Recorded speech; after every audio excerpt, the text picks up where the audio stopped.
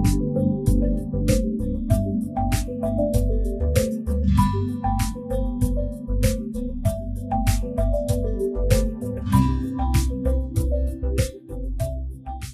দর্শক, সবাইকে স্বাগত জানাচ্ছি প্রমিসেস জানতে চাই। আমি নুসরাত রহমান আজ আপনাদের সাথে আছি এবং সঙ্গে আছেন ডাক্তার কাজী শাফায়েত মাসুম। তিনি মেডিকেল অফিসার হিসেবে আছেন কেন্দ্রীয় মাদকাসক্তি নিরাময় কেন্দ্রে। ডক্টর, আপনাকে স্বাগতম আমাদের এই অনুষ্ঠানে। কেমন আছেন? আলহামদুলিল্লাহ, ভালো আছে। আপনাকে অসংখ্য ধন্যবাদ। আজকে আপনার সাথে আমরা যে বিষয়টি নিয়ে আলাপ করব সেটি হচ্ছে মাদকাসক্তির শারীরিক এবং মানসিক প্রভাব এবং এর প্রতিকার নিয়ে। তো প্রমিসেস আসলে জানতে চাই অনুষ্ঠানে আসলে আমরা অ্যাকচুয়ালি মাদকাসক্তি নিয়ে অনেক কথা বলি এবং বলেছি। আপনাকে এর আগে আমরা খুব পেয়েছিলাম, খুব ইনসাইটফুল আলোচনা আসলে হয়েছিল এবং আপনি যেহেতু কেন্দ্রীয় মাদকাসক্তি নিরাময় কেন্দ্রে কাজ করছেন, আপনার অভিজ্ঞতা অ্যাকচুয়ালি খুব তাজা এবং অনেক ডিটেইল মাদকাসক্তি নিয়ে। তো যে বিষয়টি নির্ধারণ করেছে একদম সেইখান থেকে যদি শুরু করতে চাই যে কি ধরনের প্রভাব পড়ে। আমরা তো জানি যে এটা একটা ব্যাধি, এটা একটা রোগ। এই মাদক অ্যাকচুয়ালি আমাদের শরীরের কোথায় কোথায় প্রভাব রাখে এবং সেটাতে কিভাবে আমরা প্রভাবিত হই? আসলে মাদক বলতে আমরা যে জিনিসটা বুঝাই জি, সেটা হচ্ছে এমন কিছু কেমিক্যাল সাবস্টেন্স যেটা ব্রেনে প্রবেশ করতে পারে। সব ড্রাগস কিন্তু ব্রেনে যেতে পারে না। ব্রেনে যাবে সেই ড্রাগসের অণুগুলো, যে অণুগুলো ছোট এবং চর্বিতে দ্রবণীয়। তো আমরা যেসব মাদকের কথা শুনি, হিরোইন, গাঁজা, ইয়াবা, এগুলোর অণু ছোট এবং এরা ব্রেনে প্রবেশ করতে পারে, এই জন্য এরা মাদক। এই কেমিক্যাল সাবস্টেন্স গুলো মাদক, যেগুলোকে আমরা বলছি ড্রাগস বলছি। তো এই মাদকগুলো যখন আমাদের ব্রেনে যায়, এগুলো কিছু প্রেশার ইফেক্ট আছে, এরা আমাদের মনকে ভালো করে দেয়। ধরা যাক এই যে মন ভালো করার যদি একটা নিউরোট্রান্সমিটার কথা আমরা বলি, ডোপামিন একটা ভালো ইন্ডিকেটর।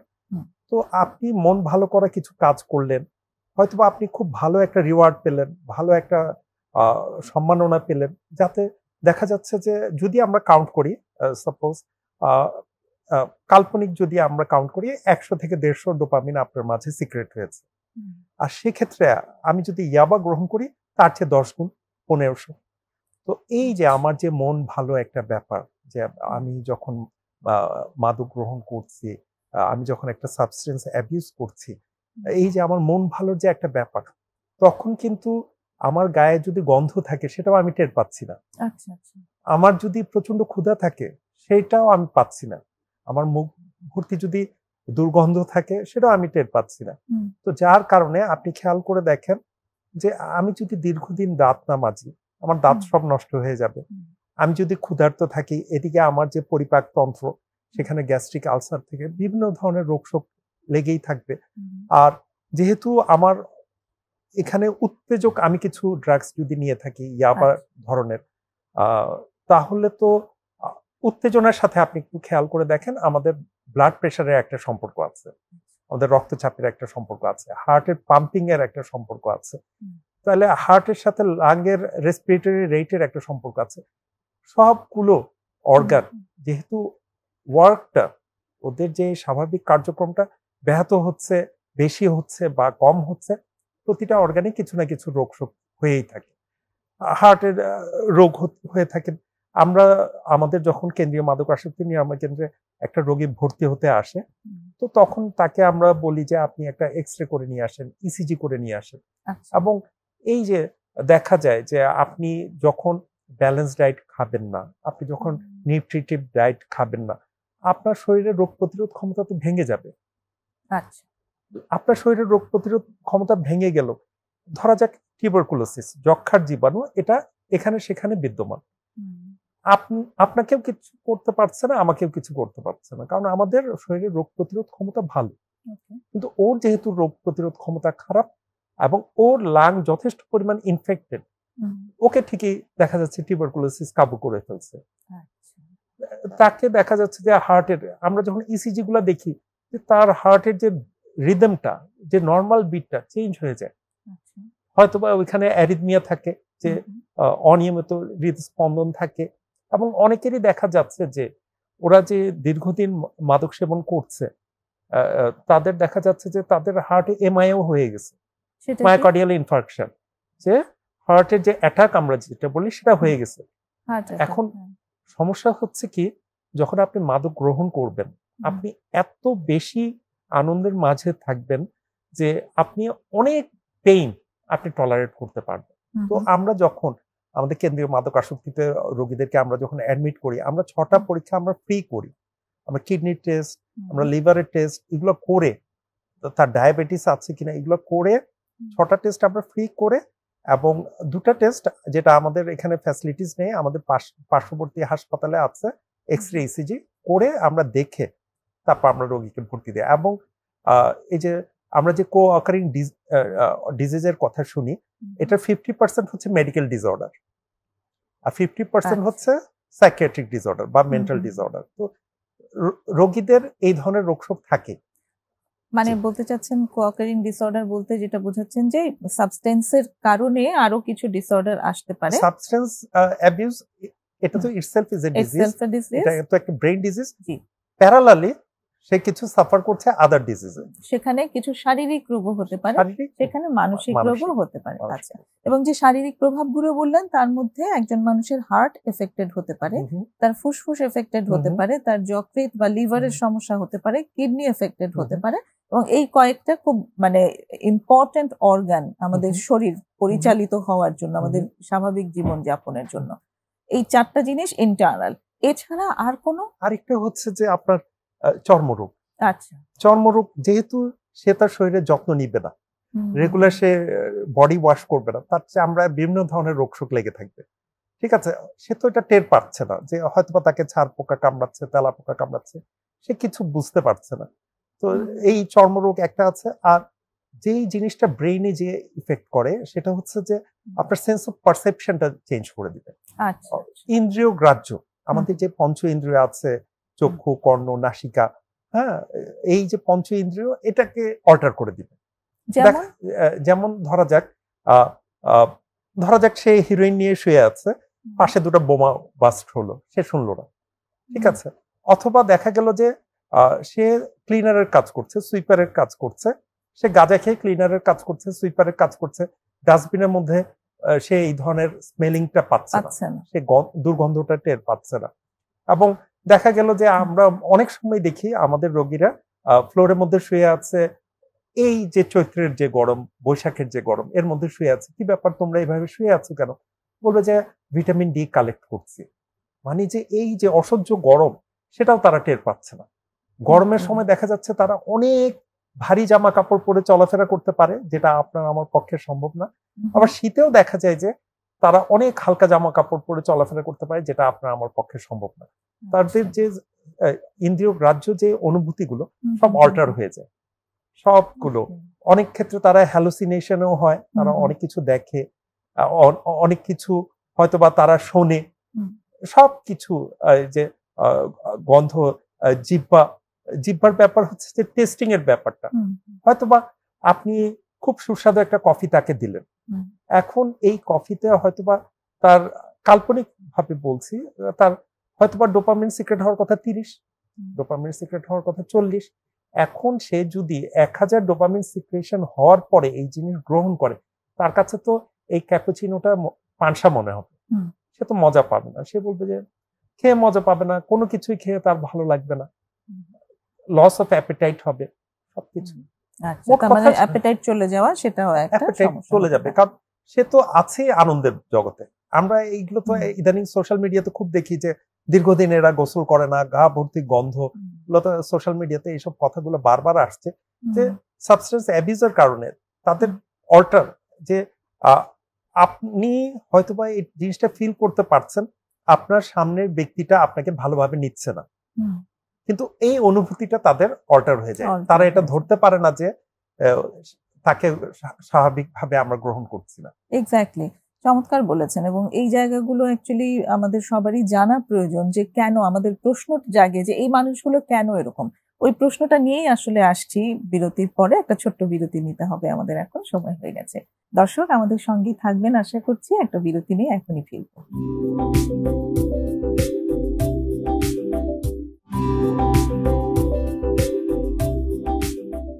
ছোট্ট বিরতি নিয়ে ফিরে এসেছি প্রমিসেস জানতে চাই। প্রিয় দর্শক, আমরা আজ কথা বলছি ডাক্তার কাজী শাফায়েত মাসুমের সাথে মাদকাসক্তির শারীরিক ও মানসিক প্রভাব এবং এর প্রতিকার নিয়ে।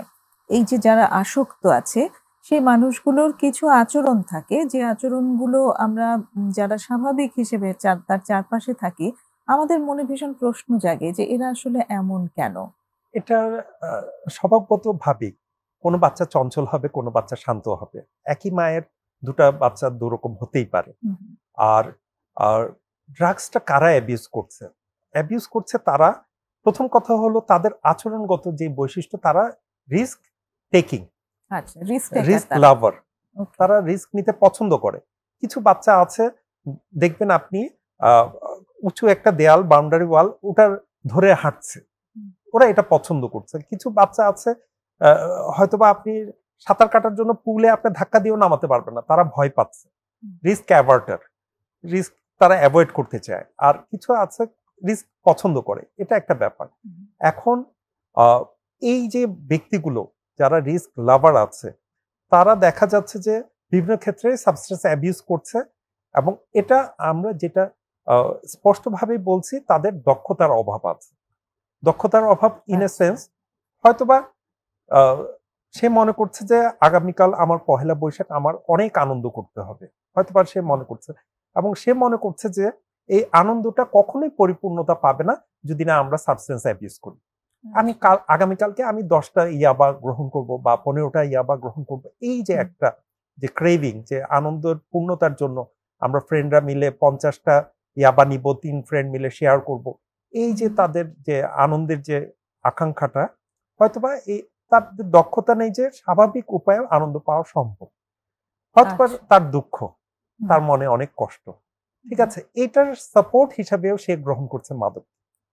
যে আমার এই কষ্ট, আমার এই অপমান, আমার এই গ্লানি, এটা থেকে পরিত্রাণ পাওয়ার একটা মাত্র উপায়, সেটা হচ্ছে ড্রাগস। সে আমাকে একটা কটু কথা বললো, সে আমাকে একটা তাচ্ছিল্য করলো, হয়তোবা আমি বিরহের শিকার হলাম, বা আমার প্রিয়জন মারা গেল, এই যে আমার যে কষ্ট, শোক, এটা থেকে বাঁচার জন্য আমার দরকার হচ্ছে মাদক। তার মানে আপনি এর আগে যেটা বলেছেন যে শারীরিক যে সমস্ত কষ্টের অনুভূতি, সেগুলো যেমন মাদক দিয়ে অল্টার করা যাচ্ছে, মানসিক যে সমস্ত কষ্টের অনুভূতি, সেগুলোতেও মাদক দিয়ে অল্টার করা যাচ্ছে, এবং ওরা করছে। কিন্তু এই যে অদক্ষতাটা তাদের, তারা তো অভ্যস্ত হয়ে যাচ্ছে, আর যখন অভ্যস্ত হয়ে যাচ্ছে তখন তো সে আর এটা থেকে ছেড়ে চলে আসতে পারছে না। হয়তোবা তার এই মানসিক কষ্টটা, যে কোনো শোক 40 দিনের বেশি তো আর থাকবে না, যত বড় শোকই হোক, কিন্তু দেখা যাবে যে তার এই যে মাদকের যে গ্রহণটা, সেটা 40 দিন 4 বছর পার হয়ে যাবে, কিন্তু সে ওই মাদক আর ছাড়তে পারবে না। হয়তোবা সে হেরোইন গ্রহণ করলো, এখন হেরোইন গ্রহণ করার কারণে সে যে অভ্যস্ত হয়ে গেল হেরোইন নেওয়ার কারণে, প্রথমে সে যথেষ্ট আনন্দ পেয়েছে, এটা স্বীকার করতেই হবে, সে যথেষ্ট আনন্দ পেয়েছে। কিন্তু আমাদের রিসেপ্টর যেটা আছে, নার্ভের যে প্রপার্টি আছে, সেটা হচ্ছে ফ্যাটিগেবিলিটি, অর্থাৎ এটা ফ্যাটিগ হয়ে যায়। যে কোনো জিনিস রিপিটেডলি আপনি যখন একটা স্টিমুলাস দিবেন, তখন এই জিনিসটা ফ্যাটিগ হয়ে যায়। মানে আরেকটু সোজা ভাষায় যদি ধরা যাক আমি একজন ব্যক্তির কাঁধে আমি হাত দিলাম, তো হাত দেওয়ার পরে সে কিছুক্ষণ এটা টের পাবে, কিন্তু প্রলং যখন এই জিনিসটা চলবে, সে এই জিনিসটা টের পাবে না যে তার কাঁধে কেউ একজন হাত দিয়ে আছে। এটা রিসেপ্টর এই জিনিসটা নেয় না। রিপিটেডলি যখন একটা স্টিমুলাস দেওয়া হয়, বা দীর্ঘক্ষণ ধরে যখন একটা স্টিমুলাস দেওয়া হয়, ধরা যাক আপনি এই অনুষ্ঠানটা দীর্ঘদিন ধরে সঞ্চালনা করছেন, এইখানকার অনুষ্ঠান সঞ্চালনায় আপনার যে একটা প্লেস ফোবিয়া, পার্সন ফোবিয়া কাজ করার কথা, সেটা আপনার করবে না, কারণ আপনার রিপিটেড এক্সপোজার হওয়ার কারণে আপনি এখানে অ্যাডজাস্টেড হয়ে গেছেন।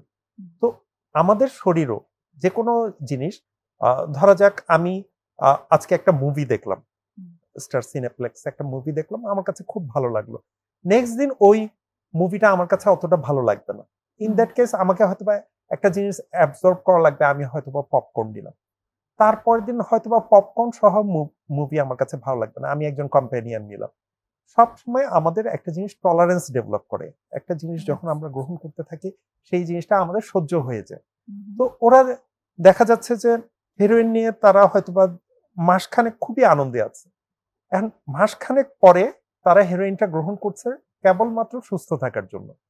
ওর কথা হচ্ছে আমার আনন্দের দরকার নেই, আমার এই হাজার হাজার টাকা খরচ করে আমি হেরোইন নিচ্ছি শুধুমাত্র আমার শরীর যাতে ব্যথা না হয়, আমি যাতে ঠিকমতো ঘুমাতে পারি, আমার মেজাজ যাতে খিটখিটে না হয়, আমি যাতে আমার দৈনন্দিন কাজ আমি চালাতে পারি, এই উদ্দেশ্যে সে এখন মাদক গ্রহণ করছে। ওর ওই মানে এগুলো সব উইথড্রল সিম্পটম, উইথড্রল যে যখনই সে ছাড়তে চাচ্ছে হেরোইনটা তখনই তার এইসব উপসর্গগুলো দেখা দিচ্ছে।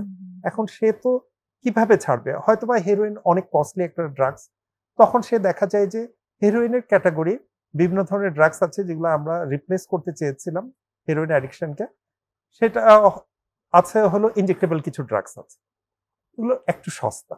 তখন দেখা যাচ্ছে যে তারা হেরোইনকে রিপ্লেস করার জন্য তারা ইনজেক্টেবল ড্রাগস ইউজ করছে, এবং ইনজেক্টেবল ড্রাগস গুলো যখন তারা শেয়ার করছে বাংলাদেশে এইডস এর সংখ্যা বেড়ে যাচ্ছে, লিভার ডিজিজ গুলো বেড়ে যাচ্ছে।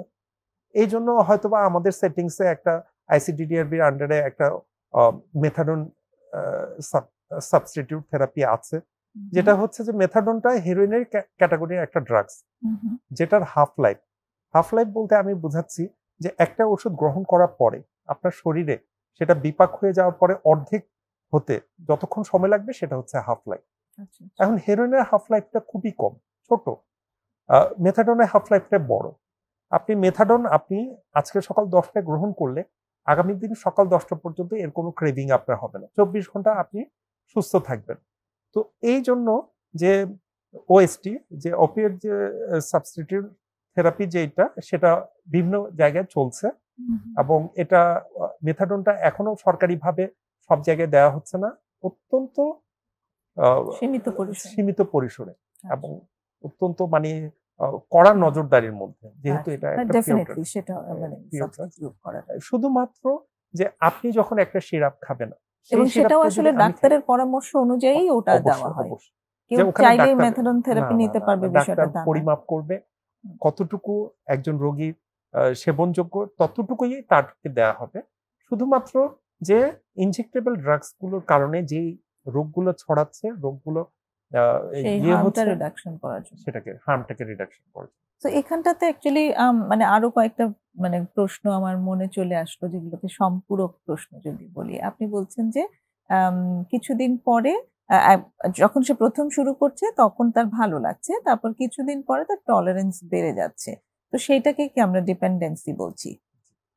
তো প্রথম মানে এটা কি অ্যাকচুয়ালি এমনটাই হতে হবে যে মানে স্বতঃসিদ্ধ এটাই যে একজন মানুষ শুরু করার পরে যে ডিপেন্ডেন্ট হবেই, টলারেন্স বাড়বেই, তার উইথড্রল হবেই, বিষয়টাকে একেবারে স্বতঃসিদ্ধ?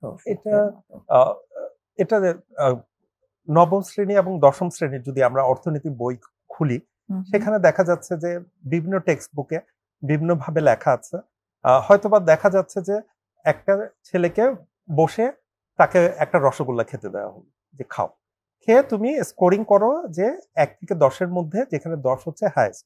সে হয়তো স্কোরিং করলো যে আমি 10 দিলাম, তাকে বলা হলো তুমি আরেকটা রসগোল্লা এখন স্কোরিং করো, তখন সে স্কোরিং হয়তোবা করবে 8, ওকে দেয়া হবে আরেকটা রসগোল্লা খাও, এখন স্কোরিং করো, সে স্কোরিং করবে 2। এই যে স্কোরিংটা হয়তোবা তাকে কমলা লেবু খাওয়ানো হলো বা যে কোনো কিছু করা হলো, তার একই যে এক্সপোজারের কারণে তার যে প্রতিক্রিয়াটা সেটা হ্রাস পেতে থাকে, এবং এই যে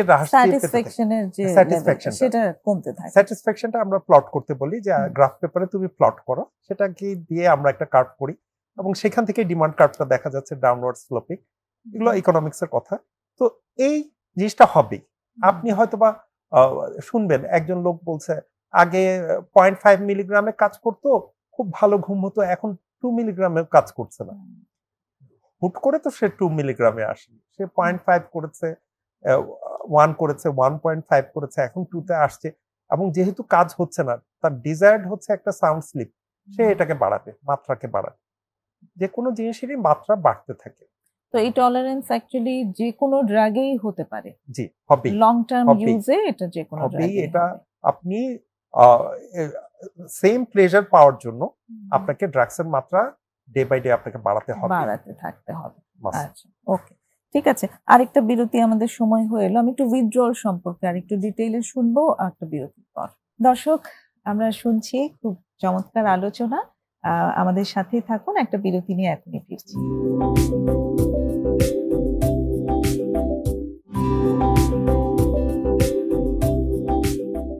ফিরে এসেছি বিরতি নিয়ে। প্রমিসেস জানতে চাই আরো একবার। আজ কথা হচ্ছে মাদকাসক্তির শারীরিক ও মানসিক প্রভাব ও এর প্রতিকার নিয়ে ডাক্তার কাজী শাফায়েত মাসুমের সাথে। ডক্টর, উইথড্রল সম্পর্কে আমি একটু খুবই ইন্টারেস্টেড, যে এই যে উইথড্রল সিমটম হচ্ছে, আপনি বলছেন যে হেরোইন দিয়ে উদাহরণটা দিয়েছেন, যে হেরোইন নেওয়া হয়েছিল, তো ওটা যখন প্রভাব শেষ হয়ে গেল তখন উইথড্রল হলো। এই উইথড্রলটা আসলে ব্যাপারটা কি? হেরোইন নেওয়ার পরে আমার খানিকক্ষণ প্রভাব থাকার পরে আমার যে শরীরের এই উইথড্রলটা অ্যাকচুয়ালি কি, মেকানিজমটা কি, যে জন্য আমার এসব সিমটম হয় যেগুলোকে আমরা উইথড্রল বলছি? মেকানিজমটা হচ্ছে, আপনি যখন একটা ড্রাগ নিচ্ছেন ওটার জি। কিছু ডিজায়ার্ড ইফেক্ট আছে, যে আপনি এই জিনিসগুলো পাবেন, এই ড্রাগসটা নেওয়ার পরে আপনি এই জিনিসগুলো পাবেন। যখন ওই জিনিসটা আপনি নিবেন না, তার অপোজিট অ্যাকশন গুলো শুরু হয়। ধরা যাক আমি উত্তেজনার জন্য আমি ইয়াবা দিচ্ছি, এটা আমাকে উত্তেজনা দিবে, ঠিক আছে, হয়তোবা উত্তেজনার কারণে আমি খেতে ভুলে যাব, আমার ক্ষুধা মন্দা হবে, ক্ষুধা হ্রাস হবে। যখন ইয়াবা আমি ছেড়ে দিব, তখন দেখা যাচ্ছে যে আমি অনেক লম্বা সময় ধরে আমি জেগেছিলাম, হয়তোবা 22 ঘন্টা 24 ঘন্টা আমি একটানা জেগেছিলাম। ইয়াবা ছেড়ে দেওয়ার পরে দেখা যাবে যে আমি পড়ে পড়ে ঘুমাবো, দিন খানিক ঘুমাবো, আমার অ্যাপেটাইট বেড়ে যাবে। যেহেতু ইয়াবার ডিজায়ার্ড এফেক্ট ছিল যে আপনাকে অনেকক্ষণ অ্যালার্ট রাখবে, আপনি কম খাবেন, যখন আপনি ওটাকে ছেড়ে দিবেন অপোজিটটা শুরু হয়ে যাবে। ঘুমের ওষুধ খাচ্ছেন, আপনার ডিজায়ার্ড ইফেক্ট হচ্ছে আপনি অনেক স্লিপি ফিল করছেন, আপনি ঘুমাচ্ছেন। ঘুমের ওষুধ ছেড়ে দিবেন, আপনি দিনের পর দিন না ঘুমিয়ে আপনি থাকবেন। আচ্ছা, এবং সেটাই উইথড্রল। সেটাই উইথড্রল, যে আপনি উইথড্র করার পরে ডিজায়ার্ড যে ইফেক্ট গুলো আপনি পেয়েছেন তার অপোজিটটা হবে। ওকে, তো এই যে উইথড্রল, এই উইথড্রলটা অ্যাকচুয়ালি মানে কতটা সিভিয়ার হয়? এটা কি একজন মানে কেউ যদি ধরুন আসক্ত আছে, তিনি নিজের মতো করে যদি ভাবেন যে হ্যাঁ আমি আর খাবো না, তো সেক্ষেত্রে তার জন্য নিশ্চয়ই উইথড্রল তো তার অবশ্যই হবে। তো সেই উইথড্রল কি সে নিজের মতো করে ম্যানেজ করতে পারে? ম্যানেজ করার তো একটা চেষ্টা আছে, ওরা অনেক চেষ্টা করে। এখন দেখা যায় যে আমরা যে ইনডোর ট্রিটমেন্ট গুলো দিই, যেসব ট্রিটমেন্ট সেন্টারে ইনডোর ট্রিটমেন্ট গুলো দিই, আমি অনেকগুলো ট্রিটমেন্ট সেন্টার আমি ঘুরে দেখেছি, মোটামুটি সব জায়গায় আমি দেখেছি তাদেরকে তালাবন্দি করে রাখা হচ্ছে। যে তালাবন্দি করে রাখার এটাই কারণ যে তারা পারছে না, তাদের যখন ক্রেভিংটা হচ্ছে, তাদের যখন ওই টাইমগুলো হচ্ছে, বা যখন যে সময়ে তারা নেশা করতো ওই সময় যে তাদের যে একটা ক্রেভিংটা, ওটা তারা ম্যানেজ করতে পারছে। দ্যাটস ওয়াই তাদেরকে তালাবন্দি করে রাখা হচ্ছে। কি করে তখন তারা, আসলে কি ধরনের বিহেভিয়ার করে যখন উইথড্রল টাইমে?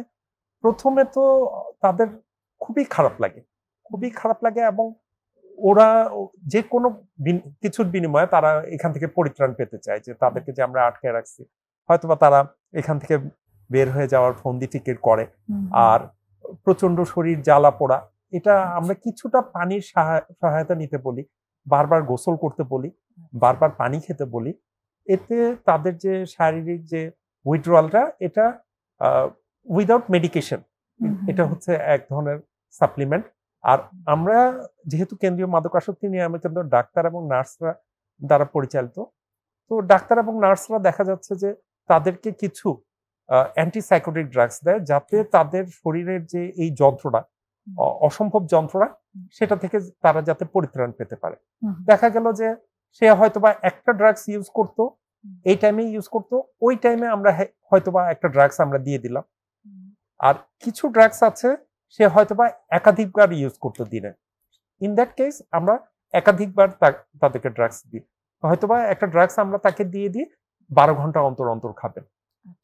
ওই যে তার যে একটা শারীরিক চাহিদা, যে এই জিনিসটা আমাকে এখন গ্রহণ করতে হবে, আদারওয়াইজ ফেরোসাস হয়ে যায়, তখন আমরা 12 ঘন্টা অন্তর অন্তর তাদেরকে ওষুধটা দিয়ে তাদের যে শারীরিক যে কষ্টটা, অসম্ভব কষ্ট, এটা তো স্বাভাবিক ব্যাপার, যে আমি একটা জিনিস গ্রহণ করতাম, সেই জিনিসটা আমি পাচ্ছি না, ব্রেইন তো ওটা চাবি, ব্রেইন এমন ভাবে চাবে যার কারণে আমরা ইমোরাল হয়ে যাচ্ছি, আমরা মিথ্যা কথা বলছি, চুরি করছি, ছিনতাই করছি, মানুষকে ধোঁকা দিচ্ছি, কিছু কিছু ক্ষেত্রে ছিনতাই করছি, মানুষ মেরে ফেলছি।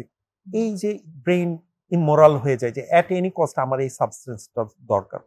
তো যে এটা সাধারণতই দেখা যায় যে বাসা বাড়িতে এই সিচুয়েশন গুলো অনেক ক্রিয়েট হয়। বাড়িতে যিনি ড্রাগস ব্যবহার করছেন তিনি তার পরিবারের মানুষদের উপরে অনেক বেশি এগ্রেসিভ হচ্ছেন। তাদের কাছ থেকে এরকম মানে রিপোর্ট শোনা যায় যে বিভিন্ন সময় টাকা চুরি হচ্ছে ঘর থেকে। ঘরের জিনিসপত্র বিক্রি হয়ে যাচ্ছে। কেউ হয়তো ওইভাবে জানতেও পারছে না। এইরকম ভাবে কিছু আচরণ তাদের কাছ থেকে আসে এবং অ্যাকচুয়ালি এই যে আপনি যেটা বললেন যে ইমমরাল হয়ে যায়, তার কারণেই তারা হচ্ছে। বিকজ তারা তখন ড্রাগের দ্বারা পরিচালিত হচ্ছে, তাই না? জি, ব্রেন ডিজিজ আর কিছু না, ব্রেইন যে ডিজিজ। আমার ব্রেন চাপে এখন কিছু প্রেশার সাবস্টেন্স, ব্রেন অস্থির হয়ে গেছে, এখন ব্রেন এইটা পাওয়ার জন্য যা যা করা দরকার ব্রেন তাই করবে। তো সেই ক্ষেত্রে অ্যাকচুয়ালি কেউ যদি বাড়িতে বসে এই উইথড্রল ম্যানেজমেন্ট করতে চায়, সেখানে কি কোনো রিস্ক ফ্যাক্টর আছে? রিস্ক ফ্যাক্টর হচ্ছে পার্সন যার সাথে আমি এটা গ্রহণ করি, সে রিস্ক ফ্যাক্টর। এখন হয়তোবা দেখা গেল যে আমি ইয়ে করছি, মোবাইলে তার সাথে আমি কমিউনিকেট করতে পারছি, সোশ্যাল মিডিয়া আমি তার সাথে কমিউনিকেট করতে পারছি, তার সাথে আমার কিছু মেমোরিজ আছে, নাইস মেমোরিজ, যে আমরা হয়তোবা গাছতলায় বসে আমরা এইটা খেয়েছি, অথবা একটা ক্লোজ রুমে আমরা ইনজেক্টেবল ড্রাগস নিয়ে আমরা শুয়েছিলাম। এই যে আমাদের মেমোরিজ গুলা, তখন যখন ওই ব্যক্তির কথা, ও হয়তো আমাকে ফোন করলো, ফোন করে বললো যে তোর কোনো খরচ দেওয়া লাগবে না, তুই চলে আয়, আমরা এরকম ইন্ডিয়া থেকে কিছু মাল এসেছে, ভালো মাল, আমরা হয়তো ভাগ করে ইউজ করি। এগুলো রিস্ক, যে তখন তো ছুটে যেতে হবে। ছুটে না যাওয়ার বিশাল একটা কারণ হচ্ছে অর্থনৈতিক। আমার কাছে এখন টাকা নেই, টাকা একটা রিস্ক। আমার কাছে যখন প্রচুর টাকা থাকবে এবং এই টাকার যখন সুপারভিশন হবে না, কেউ যখন এটা তদারকি করবে না, আমি আমার খেয়াল খুশি মতো খরচ করতে পারবো, তখন এটা বিশাল একটা রিস্ক। ডেফিনেটলি তাদের কাছে টাকা থাকাটা খুব বড় রিস্ক। ফ্রেন্ডদের কল, ফ্রেন্ডরা যখন তাদেরকে ডেকে নিয়ে যায়, এই কিছু জিনিস। এবং আমি শুনেছি, আমি তো বিভিন্ন জায়গায় যখন ট্রেনিং করি এরকমও শুনেছি যে কিছু অনুষ্ঠান, কিছু মুভিজ যেখানে দেখানো হয় যে সাবস্টেন্স অ্যাবিউজ করছে, ওগুলো দেখলেও তাদের ক্রেভিং। এক্স্যাক্টলি, হ্যাঁ এক্স্যাক্টলি।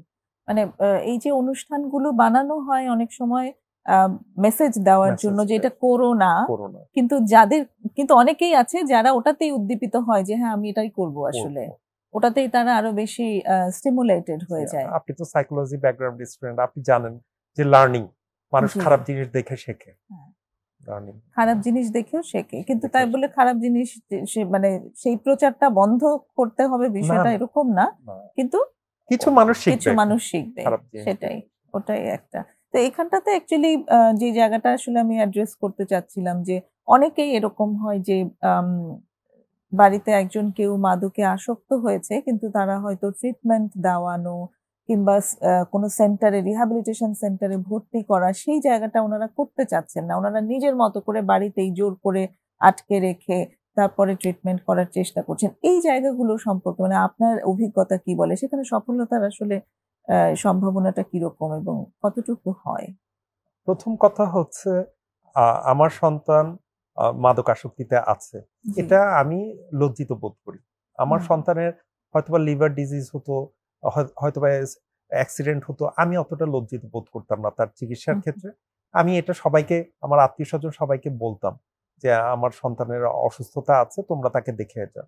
কিন্তু যখন এটা মাদকাসক্তি এবং সবাই যেহেতু মনে করছে যে এটা একটা ইমোরাল ডিজিজ, যে একটা যে এটা গ্রহণ করছে সে নীতি নৈতিকতার দিক দিয়ে অনেক নিচু, আমার সন্তানকে আমি এই নিচু পর্যায়ে দেখাতে চাচ্ছি না। প্রথম কথা হচ্ছে আমি এটা হাইড করার চেষ্টা করব, প্রচুর হাইড দুর্ভাগ্যজনক হলেও আসলে এটা সত্য। আমি হাইড করার চেষ্টা করব। আমি যেহেতু এটা হাইড করার চেষ্টা করব, আমার সন্তান যখন দেখবে যে এটা প্রকাশ পেলে আমার একটা ভয় ভীতি আছে, লোকলজ্জার ভয় আছে, তখন সে আমাকে ব্ল্যাকমেল করবে। সে আমার কাছে টাকা চাবে এবং বলবে যে যখন টাকা পয়সা দেয়া না হবে সে ভাঙচুর করবে, পাড়া প্রতিবেশী যাতে জানে, এবং পাড়া প্রতিবেশী যাতে না জানে আমি তাকে দিতে থাকবো, এটা একটা ব্যাপার। আর ২ নম্বর কথা হচ্ছে, কিছু সংখ্যক বাবা মা সন্তানকে ঠিক মতো লালন পালন হয়তোবা করতে পারেন না, এই কারণে হয়তোবা ওনারা ওনাদের পার্সোনাল সেক্টরে অনেক ভালো, ওনারা ওনাদের অনেক ভালো, ওনারা ভালো সার্ভিস দিচ্ছেন, আমাদের দেশকে অনেক ভালো কন্ট্রিবিউট করছেন, কিন্তু ওনাদের মনে একটা দুঃখ আছে যে আমি আমার সন্তানের দুঃখের কথাটা শুনি নেই। হয়তোবা আমি যদি আমার সন্তানকে ঠিক মতো সময় দিতাম, তাহলে আজকে আমার এই সন্তান এই পর্যায়ে আসতো না। এই যে একটা আত্মগ্লানি, যে মনের যে একটা কষ্ট, যে আমার কারণে আজকে আমার সন্তান এরকম, আমি হয়তোবা যদি তাকে নিয়ে বেড়াতে যেতাম, তাকে যদি আমি অনেক বেশি সময় দিতাম, হয়তোবা আমার সন্তান আজকে মাদকাসক্ত হতো না। এই জন্য সন্তানের যতটুকু রিকোয়ারমেন্ট তার চেয়ে বহুগুণে দেয়া শুরু করে দেয়। সন্তান যা চায় সেই জিনিসটা পজিটিভলি ম্যানেজ না করে, কোনো রকমের বুঝিয়ে না শুনিয়ে, দেখা যাচ্ছে যা চাচ্ছে বাবা মা তাই দিচ্ছে। হয়তোবা মানে চাহিদা পূরণের জায়গাটাতে মানসিক চাহিদা পূরণ না করে বরং বস্তুগত চাহিদার মাধ্যমে সেটাকে পূরণ করার চেষ্টা করা। সন্তান চাইলো যে আমার 5 লাখ টাকার একটা মোটরসাইকেল লাগবে, তো আমি তাকে একটা 5 লাখ টাকার মোটরসাইকেল কিনে দিলাম উইদাউট এনি আর্গুমেন্ট, যে না বাবা তোমার এত হাই সিসির মোটরসাইকেল দরকার নেই, একটা ছোটখাটো মোটরসাইকেল নাও, দিলাম। ও করবে কি, এটা সেল করে দিবে। এটা সেল করে দিয়ে সে কিছু টাকা পাবে, সেটা দিয়ে সে আবার সাবস্টেন্স অ্যাবিউজ করবে। সে হয়তোবা বলবে যে চোর নিয়ে গেছে, চুরি হয়ে গেছে, হারায় গেছে, বিভিন্ন কথা বলে সে আমাকে এরকম চিট গুলো করবে। কিন্তু আমার ধারণা যে আমি যদি তার ডিমান্ড গুলো ফুলফিল করি, সে কামব্যাক করবে উইদাউট ট্রিটমেন্ট। আপনি যদি তাকে ট্রিটমেন্ট না দেন, প্রপার ট্রিটমেন্ট, এই ধরনের চাহিদা মিট আপ করে আপনি কখনো ছেলেকে সুস্থ করতে পারবেন না। তার মানে আপনার কথা থেকে যেটা বুঝতে পারছি যে তার কারো যদি মাদকাসক্তির মতো একটা ব্যাপার তাদের বাড়িতে চলেই আসে, সেটাকে নিয়ে লুকোচুরি না খেলে বরং প্রপার ট্রিটমেন্টের দিকেই যাওয়া প্রয়োজন। আদারওয়াইজ অন্যভাবে ট্রিটমেন্ট মানে নিজেরা চেষ্টা করার জায়গাটাতে ভুল হওয়ার সম্ভাবনা থাকে এবং সেখানে সফলতা আসার সম্ভাবনা কম। অনেক ধন্যবাদ। একটা ছোট বিরতি আবার নেব আমরা, তারপর ফিরে এসে আবার কথা হচ্ছে। দর্শক, আরেকটা বিরতির সময় হয়েছে, সঙ্গেই থাকুন।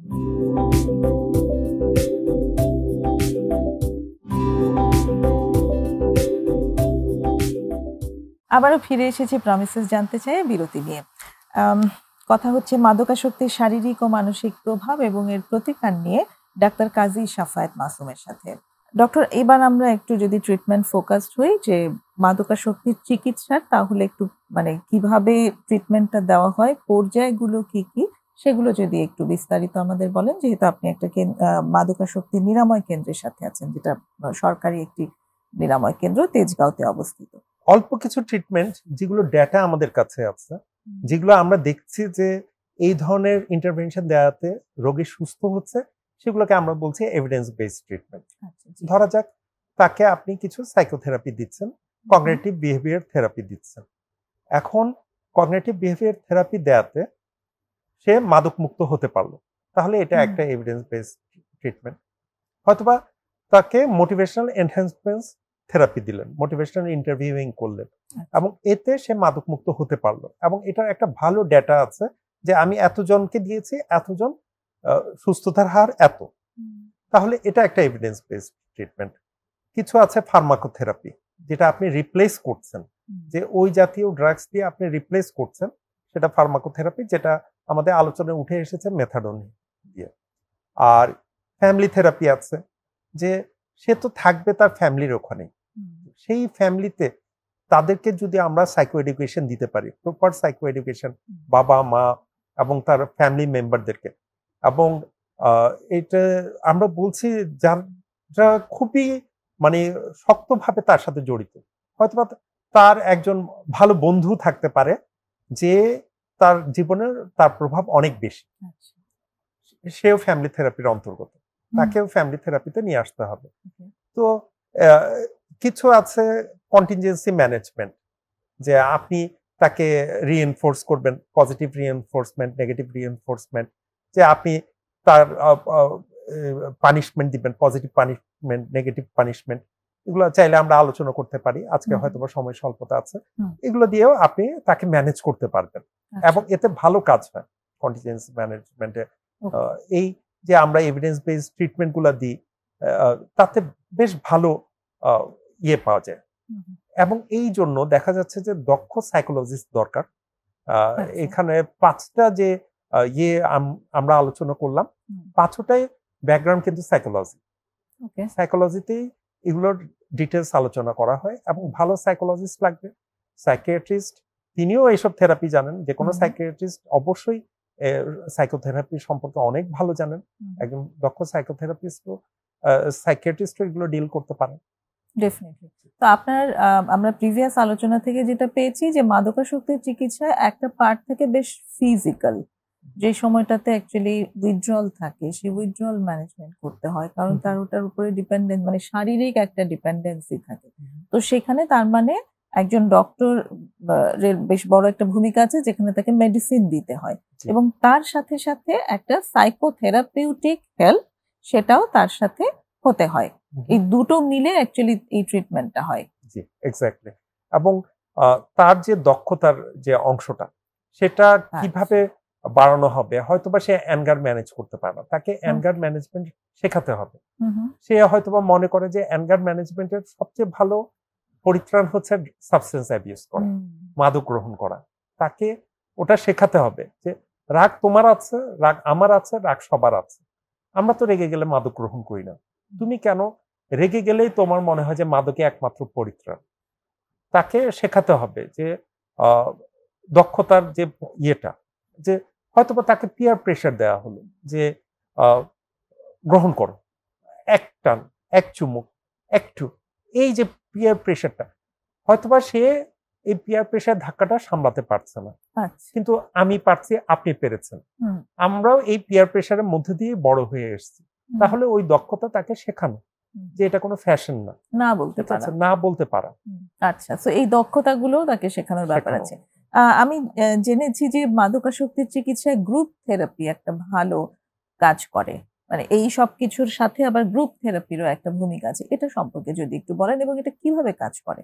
এটা এক্স্যাক্টলি আমাদের এতক্ষণ আমরা যেটা আলোচনা করছিলাম সেটারই কন্টিনিউশন। সেটা হলো যে ধরা যাক আপনার ছাতা ঝড়ো হাওয়ায় উল্টে গেল। এখন এটাকে সোজা করার পদ্ধতি ঝড়ো হাওয়া, আপনি উল্টো করে ধরবেন, ছাতা ঠিক হয়ে যাবে। আপনাকে নেশা ধরালো যেটা সবচেয়ে বড় ফ্যাক্টর, সেটা হলো পিয়ার প্রেশার, যে একটা গ্রুপের কারণে আপনি নেশাগ্রস্ত হলেন, মাদকাসক্ত হলেন, তো আরেকটা গ্রুপই আপনাকে নেশামুক্ত করাবে, মাদক মুক্ত করাবে। ওটা হলো যে ওরা আপনার কথা শুনবে। এবং এটা যে নার্কোটিক্স অ্যানোনিমাস যে গ্রুপটা আছে, এটা সমগ্র ঢাকা ব্যাপী আছে, বাংলাদেশে অনেক জেলায় আছে। ঢাকাতে 7টা অঞ্চলে ওরা ভাগ করে ওরা মিটিং করছে, প্রতিদিন কোথাও না কোথাও মিটিং হচ্ছে। রবিবার দিন এখানে হচ্ছে, সোমবার ওখানে হচ্ছে, মঙ্গলবার ওখানে হচ্ছে, এক এক জায়গায় এক এক দিনে মিটিং হচ্ছে। ওখানে শেয়ারিংটা হয়, গ্রুপে একটা শেয়ারিং হয়, ভালো শেয়ারিং হয়। হয়তো বা আমার বাবার এগেনস্টে আমার অনেক অভিযোগ, আমার মায়ের এগেনস্টে আমার অনেক অভিযোগ, এটা আমার সোসাইটি পারমিট করে না। সোসাইটির কথা হলো এই ছেলের মতো তো খারাপ ছেলে নেই যে বাবা মার দোষ ধরে। সেই জিনিসগুলো মিটিং এ যদি আমি শেয়ার করি, ওরা শুনে, ওরা বেশ ভালো মনোযোগ দিয়ে শোনে। এবং যখন আমার ক্রেভিংটা হয়, ওরা যেহেতু এই ক্রেভিং এর প্রসিডিউরের মধ্যে দিয়ে গেছে, ওরা এই জানে যে ক্রেভিং এর টাইমটা কতটুকু শর্ট, এবং এই টাইমটা ওরা ভালো সাপোর্ট দেয়। আমি যদি আমার ক্রেভিং এর কথা তাদেরকে গ্রুপে আমি যদি শেয়ার করতে পারি, তারা ওই ক্রেভিংটা আমাকে ভালো সাপোর্ট দেয়। হয়তো বা এরপর 3-4 বছর আমার কোনো ক্রেভিং এ আসলো না। এই যে সাপোর্টটা, গ্রুপে যে সাপোর্টটা, অ্যালকোহল অ্যানোনিমাস গ্রুপ আছে, নার্কোটিক অ্যানোনিমাস গ্রুপ আছে, সেলফ হেল্প অনেক ধরনের গ্রুপ আছে।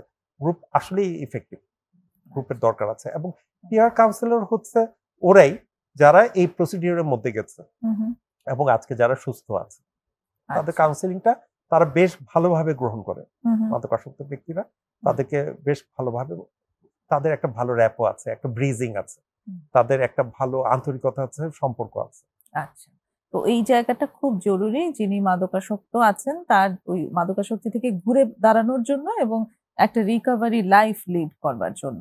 অনেক ধন্যবাদ ডক্টর কাজী শাফায়েত মাসুম, আমাদের সাথে এই আলোচনায় অংশগ্রহণ করে আমাদেরকে ভীষণভাবে আলোকিত করবার জন্য। আশা করি আপনাকে ভবিষ্যতে আমরা আবার পাবো। জি, এটা আমার সৌভাগ্য। প্রিয় দর্শক, আমরা আজকে অনুষ্ঠানের একদম শেষ পর্যায়ে চলে এসেছি। আশা করি আজকের এই আলোচনা আপনারা উপকৃত হয়েছেন। আগামী অনুষ্ঠানে আমাদের সঙ্গেই থাকবেন এই আশাবাদ রেখে শেষ করছি। খোদা হাফেজ।